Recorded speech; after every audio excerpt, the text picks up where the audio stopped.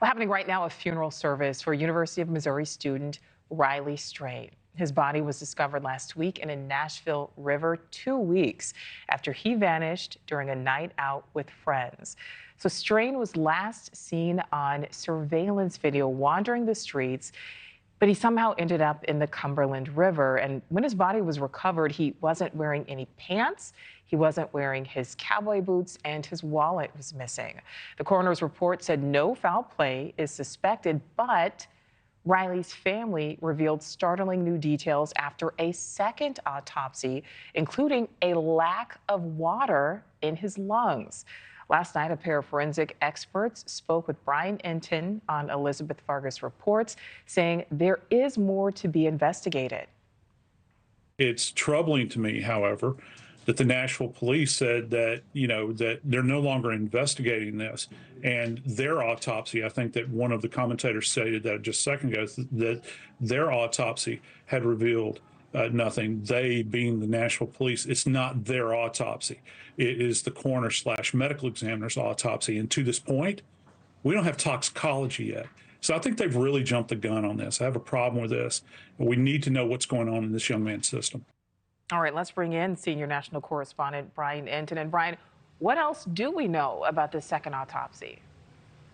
Well, we know that the family was concerned, Nichole. The police were very quick to say they didn't believe that there was any foul play. And it's not that the family thinks there necessarily was foul play. They just want a thorough investigation. There are things that don't make sense to them, like the fact that his pants were not on and his size 15 cowboy boots were not on him, but his shirt was still on him and his Apple Watch was still on him. And also his wallet wasn't there and hasn't been found. So they've just got questions that don't really add up in their mind, and that's the reason, Nichole, that they decided, look, we want to have our own private autopsy done. That was also done in Tennessee, and they're still waiting on the results. Obviously, toxicology is going to be the biggest part of that.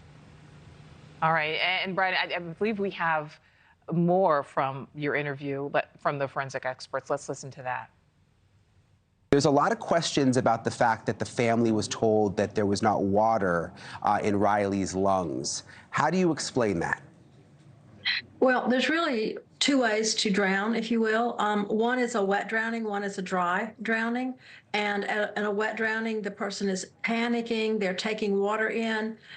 The other situation is when the person is about to drown, they do panic, but their throat basically freezes up. They have what's called a laryngospasm, and that prevents water and air from getting in. So there may not be that much water in the lungs if that is what happened. Many times the current will take shoes off, particularly if you've got slip-on cowboy boots, which he is alleged to have had on. I have a harder time, though, Brian, with the clothing on his lower body, his pants. And in that list that you mentioned, they didn't say anything about a belt. I'd want to know if his pants were belted as well. This body could very well have hung up somewhere for a protracted period of time and then turned loose. I've had that happen where it'll pause and then the current will catch the body and it'll float. So there's a lot to consider here. That's why it's very important not to say anything prematurely. And Brian, there really is a lot to consider here now that we have the results of this second autopsy. What is going to happen next? Well, that's the big question. I mean, we talked to Nashville police yesterday, and they said, look, they're still waiting on the final autopsy results, the toxicology, but this is not an open investigation. And that's what has Riley's parents so upset, is they think that the police should still be going out right now and trying to interview some of the witnesses. There's a lot of homeless people. There's a homeless population that lives near that river.